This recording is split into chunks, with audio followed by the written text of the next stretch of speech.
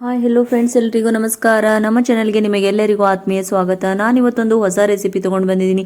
ಯಾರೆಲ್ಲ ಬದನೆಕಾಯಿ ತಿನ್ನಲ್ವೋ ಅವರಿಗೆ ಹೀರೆಕಾಯಿ ಎಣ್ಣೆಗಾಯಿ ಪಲ್ಯನ ಮಾಡ್ಕೊಂಡು ಬಂದಿದ್ದೀನಿ. ಇದು ತುಂಬಾ ಮನೆಯವರು ಎಲ್ಲರಿಗೂ ಇಷ್ಟಪಡುವಂತಹ ಒಂದು ಹೀರೆಕಾಯಿ ಎಣ್ಣೆಗಾಯಿ ಪಲ್ಯ. ತುಂಬಾ ಚೆನ್ನಾಗಿರುತ್ತೆ. ಕೆಲವರು ಬದನೆಕಾಯಿ ತಿನ್ನಲ್ಲ.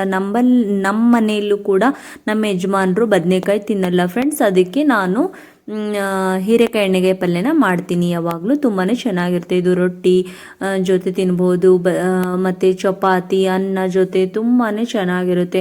ಇದನ್ನು ಹೇಗೆ ಮಾಡೋದು ಅಂತ ನೋಡ್ಕೊಂಡು ಬರೋಣ. ಇಲ್ಲಿ ನಾನು ಹೀರೆಕಾಯಿನ ಮೇಲಿನ ಸಿಪ್ಪೆಯನ್ನು ತೆಗೆದುಕೊಂಡ್ಬಿಟ್ಟು ಈ ಥರ ನಾನು ಕಟ್ ಮಾಡ್ಕೊಂಡಿದ್ದೀನಿ.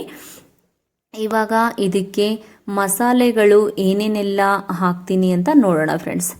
ಇಲ್ಲಿ ನಾನು ಶೇಂಗಾ ಪುಡಿನ ತೊಗೊಂಡಿದ್ದೀನಿ. ಶೇಂಗಾನ ಹುರಿದು ಅದನ್ನು ಪುಡಿ ಮಾಡಿ ಇಟ್ಕೊಂಡಿದ್ದೀನಿ. ನಾನು ಇಲ್ಲಿ ಅದನ್ನು ದೊಡ್ಡ ಚಮಚದಿಂದ 2 ಚಮಚನ ತೊಗೊಂಡಿದ್ದೀನಿ ಫ್ರೆಂಡ್ಸ್. ಎಲ್ಲನೂ ಕೂಡ ನಾನು ಸಮ ಪ್ರಮಾಣದಲ್ಲಿ ತೊಗೋತಾ ಇದ್ದೀನಿ. ಇಲ್ಲಿ ಬಿಳಿ ಎಳ್ಳನ್ನು ಕೂಡ ಹುರಿದು ಈ ಥರ ಕುಟ್ಕೊಂಡಿದ್ದೆ ನಾನು. ಅದನ್ನು ಕೂಡ 2 ಚಮಚ ತೊಗೊಂಡಿದ್ದೀನಿ. ಆಮೇಲೆ ಒಣ ಕೊಬ್ಬರಿ ಪುಡಿ ಕೂಡ ನಾನಿಲ್ಲಿ 2 ಚಮಚನ ತೊಗೊಂಡಿದ್ದೀನಿ. ಇವು 3 ಮೇನ್ ಇಂಪಾರ್ಟೆಂಟ್ ವಸ್ತುಗಳು ಅಂತ ಹೇಳ್ಬೋದು ಫ್ರೆಂಡ್ಸ್. ಇಂಗ್ರೀಡಿಯೆಂಟ್ಸ್ ಇಲ್ಲಿ ನಾನು ಸ್ವಲ್ಪ ಶುಂಠಿ ಬೆಳ್ಳುಳ್ಳಿ ಪೇಸ್ಟನ್ನು ಹಾಕಿದ್ದೀನಿ. ಹಾಗೆ ಒಂದು ಸ್ವಲ್ಪ ಕೊತ್ತಂಬರಿ ಸೊಪ್ಪನ್ನು ಕೂಡ ಹಾಕ್ತಾ ಇದ್ದೀನಿ. ಆಮೇಲೆ ಒಂದು ಸ್ವಲ್ಪ ಅರಿಶಿಣ, ಆಮೇಲೆ ಇದಕ್ಕೆ ಅಚ್ಚ ಖಾರದ ಪುಡಿ. ನೀವು ಖಾರ ಜಾಸ್ತಿ ತಿಂದರೆ ಜಾಸ್ತಿ ಹಾಕ್ಕೊಳ್ಳಿ ಫ್ರೆಂಡ್ಸ್, ಕಮ್ಮಿ ತಿಂದರೆ ಕಮ್ಮಿ ಹಾಕ್ಕೊಳ್ಳಿ. ಹಾಗೆ ಇಲ್ಲಿ ಧನಿಯಾ ಪುಡಿ ಮತ್ತು ಗರಂ ಮಸಾಲ, ಆಮೇಲೆ ಒಂದು ಸ್ವಲ್ಪ ಶುಂಠಿ ಪುಡಿನ ಹಾಕ್ತಾ ಇದ್ದೀನಿ. ಹಾಗೆ ರುಚಿಗೆ ತಕ್ಕಷ್ಟು ಉಪ್ಪನ್ನು ಕೂಡ ಇಲ್ಲಿ ನಾನು ಸೇರಿಸ್ಕೊಂಡಿದ್ದೀನಿ. ಆಮೇಲೆ ಕೈಯಿಂದ ಚೆನ್ನಾಗಿ ಎಲ್ಲಾನು ಮಿಕ್ಸ್ ಮಾಡ್ಕೋತಾ ಇದ್ದೀನಿ ಫ್ರೆಂಡ್ಸ್.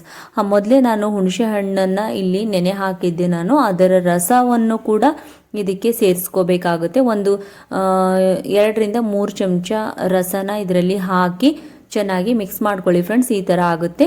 ಇದನ್ನು ನಾವು ಈ ಹೀರೆಕಾಯಿ ಏನು ಕಟ್ ಮಾಡ್ಕೊಂಡಿದ್ದೀವಲ್ಲ ಅದರೊಳಗಡೆ ನಾವು ಇಲ್ಲಿ ತುಂಬ್ಕೋಬೇಕಾಗುತ್ತೆ. ನೋಡಿ, ನಾವು ಬದನೆಕಾಯಿ ಒಳಗಡೆ ಹೇಗೆ ಮಸಾಲೆನ ತುಂಬ್ಕೋತೀವಲ್ವ ಅದೇ ರೀತಿಯಾಗಿ ನಾವು ಹೀರೆಕಾಯಿ ಒಳಗಡೆ ಮಸಾಲೆಗಳನ್ನು ತುಂಬ್ಕೋಬೇಕು. ತುಂಬಾ ಟೇಸ್ಟಿಯಾಗಿರುವಂತಹ ಪಲ್ಯ ಇದು ಫ್ರೆಂಡ್ಸ್. ತುಂಬ ಅಂದರೆ ತುಂಬಾ ಚೆನ್ನಾಗಿರುತ್ತೆ. ನೀವು ಒಂದ್ಸರಿ ಟ್ರೈ ಮಾಡಿ ನೋಡಿದಾಗ ಅದರ ರುಚಿ, ಅದರ ಘಮ ನಿಮಗೆ ಗೊತ್ತಾಗುತ್ತೆ. ಇದನ್ನು ನೋಡಿದ್ಮೇಲೆ ನೀವು ಮಾಡಲಾರ್ದೇ ಇರಲ್ಲ ಅಂತ ನನಗೆ ಗೊತ್ತು ಫ್ರೆಂಡ್ಸ್. ಒಂದ್ಸರಿ ಟ್ರೈ ಮಾಡಿ ನೋಡಿ. ಇಲ್ಲಿ ನಾನು ಒಂದು ಪಾತ್ರೆಗೆ ಒಂದು ಪಲಾವ್ ಎಲೆನ ಹಾಕ್ತಾ ಇದ್ದೀನಿ. ಹಾಗೆ ಬೇರೆ ಮಸಾಲೆಗಳೇನು ಬೇಡ ಫ್ರೆಂಡ್ಸ್. ಹಾಗೆ ಒಂದು ಸ್ವಲ್ಪ ಸಾಸಿವೆ ಹಾಗೆ ಜೀರಿಗೆನ ಹಾಕೊಂಡ್ಬಿಟ್ಟು ಇದು ಒಂದು ಸ್ವಲ್ಪ ಚಟಪಟ ಅಂತ ಸಿಡಿದಾಗ ಆಮೇಲೆ ಒಂದು ಈರುಳ್ಳಿನ ನಾನಿಲ್ಲಿ ಹಾಕ್ಕೊಳ್ತಾ ಇದ್ದೀನಿ. ಈರುಳ್ಳಿ ಹಾಕಿದಾದ್ಮೇಲೆ ಒಂದು ಸ್ವಲ್ಪ ಕರಿಬೇವು ಸೊಪ್ಪನ್ನು ಹಾಕ್ತಾ ಇದ್ದೀನಿ. ಹಾಗೆ ಒಂದು ಸ್ವಲ್ಪ ಬೆಳ್ಳುಳ್ಳಿನ ಈ ಥರ ಜಜ್ಕೊಂಡ್ಬಿಟ್ಟು ಹಾಕ್ತಾ ಇದ್ದೀನಿ. ಇದಕ್ಕೆ ನಾನು ಇಲ್ಲಿ ಶುಂಠಿನ ಹಾಕ್ತಾ ಇಲ್ಲ. ನೀವು ಬೇಕಂದರೆ ಹಾಕೋಬೋದು, ಇಲ್ಲಾಂದರೆ ಸ್ಕಿಪ್ ಮಾಡ್ಕೋಬೋದು ಫ್ರೆಂಡ್ಸ್. ಇದರಲ್ಲೇ ನಾನು ಒಳಗಡೆ ಹಾಕಿದ್ದೆ ಅಲ್ಲ, ಅದಕ್ಕೋಸ್ಕರ ಇಲ್ಲ ಹಾಕ್ತಾ ಇಲ್ಲ. ಹಾಗೆ ನಾವೆಲ್ಲಾನು ಈ ಥರ ತುಂಬ್ಕೊಂಡಿದ್ವಲ್ಲ ಅದನ್ನೆಲ್ಲಾನು ಇದರಲ್ಲಿ ಈ ಪಾತ್ರೆಗೆ ಹಾಕಬೇಕು. ಹಾಕಿದಾದ್ಮೇಲೆ ಚಮಚದಿಂದ ತಿರು ಹಾಕಬೇಡಿ ಫ್ರೆಂಡ್ಸ್, ಆಮೇಲೆ ಎಲ್ಲಾನು ಹೋಳುಗಳಾಗ್ಬಿಡುತ್ತೆ. ಅದಕ್ಕೋಸ್ಕರ ಇದು ಹಾಗೇನೇ ಇರಬೇಕು ಅಂತ ಅಂದರೆ ನೋಡಿ, ಈ ಥರ ಪಾತ್ರೆನ ಒಂದು ಚಿಮಟದಲ್ಲಿ ಹಿಡಿದುಬಿಟ್ಟು ಈ ಥರ ಝಲಿಸಬೇಕಾಗುತ್ತೆ. ನೋಡಿ, ಈ ಥರ ಝಲಿಸಿದಾಗ ಎಲ್ಲಾನು ಮಿಕ್ಸ್ ಆಗಿಬಿಟ್ಟಿದೆ ಇಲ್ಲಿ ಎಣ್ಣೆಯಲ್ಲಿ. ಆಮೇಲೆ ಇಲ್ಲಿ ಮೇಲೆ ಇದು ಮಸಾಲೆ ಉಳಿದಿತ್ತಲ್ವ ಅದನ್ನೆಲ್ಲನೂ ಇದ್ರ ಮೇಲೆ ಹಾಕ್ಕೊಳ್ತಾ ಇದ್ದೀನಿ. ನೋಡ್ಬೋದು ನೀವು, ಈ ಥರ ಹಾಕೋಬೇಕು ಎಲ್ಲ ಮಸಾಲೆಗಳ. ಹಾಕೊಂಡಿದ್ದಾದ್ಮೇಲೆ ಒಂದು ಸ್ವಲ್ಪ ಮೃದುವಾಗಿ ನಾವು ಸ್ಪೂನಿಂದ ತಿರುಗಿಸ್ಬೇಕು. ಆಮೇಲೆ ಇಲ್ಲಿ ನಾನು ಅದೇ ಪಾತ್ರೆ ಒಂದು ಪ್ಲೇಟಲ್ಲಿ ಹಾಕಿದ್ದೆ ಎಲ್ಲ ಹೀರೆಕಾಯ್ದೆಲ್ಲ ಮಸಾಲೆ ಉಳಿದಿತ್ತಲ್ವ ಅದನ್ನು ಸ್ವಲ್ಪ ತೊಳ್ಕೊಂಡ್ಬಿಟ್ಟು ಇದರಲ್ಲಿ ಹಾಕಿದ್ದೀನಿ. ಹಾಗೆ ಒಂದು ಸ್ವಲ್ಪ ನೀರನ್ನು ಹಾಕ್ತಾ ಇದ್ದೀನಿ. ಹಾಗೆ ಇದ್ರ ಮೇಲೆ ಒಂದು ಸ್ವಲ್ಪ ಕೊತ್ತಂಬರಿ ಸೊಪ್ಪನ್ನು ಹಾಕಿದ್ದೀನಿ. ಈ ಹೀರೆಕಾಯಿ ಏನಿದೆಯಲ್ಲ ಅದು ಮುಳುಗೋವರೆಗೂ ನೀರು ಹಾಕಬೇಕು ಫ್ರೆಂಡ್ಸ್. ಕರೆಕ್ಟ್ ಆಗುತ್ತೆ ಇದ್ರ ಮೆಜರ್ಮೆಂಟು. ಅದಾದಮೇಲೆ ಒಂದು 3-4 ನಿಮಿಷ ಅಥವಾ 5 ನಿಮಿಷ ಇದನ್ನು ಕುದಿಯೋಕ್ಕೆ ಬಿಡಬೇಕು ಫ್ರೆಂಡ್ಸ್. ನಾನಿಲ್ಲಿ ಮುಚ್ಚಳನ ಮುಚ್ಚಿಟ್ಟಿದ್ದೀನಿ. ನೋಡಿ, ಇವಾಗ 3 ನಿಮಿಷ ಆಗಿದೆ. ಈ ಥರ ಆಗಿದೆ ನೋಡಿ. 3 ನಿಮಿಷದಲ್ಲಿ ನೋಡಿ ಎಲ್ಲ ಹೀರೆಕಾಯಿ ಕುದ್ದಿದೆ.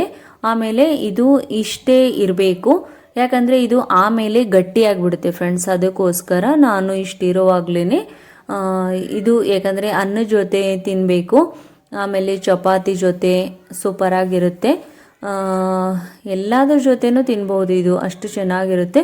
ನೋಡಿ, ಇಲ್ಲಿ ನಾನು ಫ್ಲೇಮನ್ನು ಆಫ್ ಮಾಡಿದ್ದೀನಿ. ಇವಾಗ ಒಂದು ಸ್ವಲ್ಪನೂ ತಣ್ಣಗಾದರೆ ಇದು ಗಟ್ಟಿ ಆಗಿಬಿಡುತ್ತೆ ಫ್ರೆಂಡ್ಸ್. ಅದಕ್ಕೋಸ್ಕರ ಸ್ವಲ್ಪ ಲಿಕ್ವಿಡ್ ಇರುವಾಗನೇ ಆಫ್ ಮಾಡ್ಕೊಳ್ಳಿ. ನೋಡಿ, ಬದನೆಕಾಯಿ ಟೇಸ್ಟ್ ಯಾವುದಿರುತ್ತೋ ಅದೇ ಟೇಸ್ಟು ಫ್ರೆಂಡ್ಸ್. ಇಲ್ಲಿ ಬದನೆಕಾಯಿ ಮಾತ್ರ ಯೂಸ್ ಮಾಡಿಲ್ಲ ಅಷ್ಟೇ, ಮತ್ತು ಅದಕ್ಕೆ ಬಿಟ್ಟರೆ ಬೇರೆ ಏನೇನೂ ಇಲ್ಲ. ತುಂಬ ಚೆನ್ನಾಗಿ ಇರುತ್ತೆ ಮತ್ತು ಎಲ್ಲರೂ ಇಷ್ಟಪಟ್ಟು ತಿಂತಾರೆ. ಯಾರಿಗೆಲ್ಲ ಬದನೆಕಾಯಿ ಇಷ್ಟ ಇಲ್ಲ ಅವರು ಈ ಥರ ಮಾಡಿಕೊಂಡು ತಿನ್ಕೊಳ್ಳಿ ಫ್ರೆಂಡ್ಸ್. ಹಾಗೆ ಈ ವಿಡಿಯೋ ಇಷ್ಟ ಆದರೆ ಲೈಕ್ ಮಾಡೋದನ್ನು ಮರಿಬೇಡಿ, ಹೈಪ್ ಮಾಡಿ, ನನಗೆ ಪಾಯಿಂಟ್ಸನ್ನು ಕೊಡಿ. ಇದು ನಮ್ಮ ಅಕ್ಕ ಕಲಿಸಿರುವಂಥ ರೆಸಿಪಿ ಫ್ರೆಂಡ್ಸ್. ಥ್ಯಾಂಕ್ ಯು ಅಕ್ಕ, ಥ್ಯಾಂಕ್ ಯು ಸೋ ಮಚ್.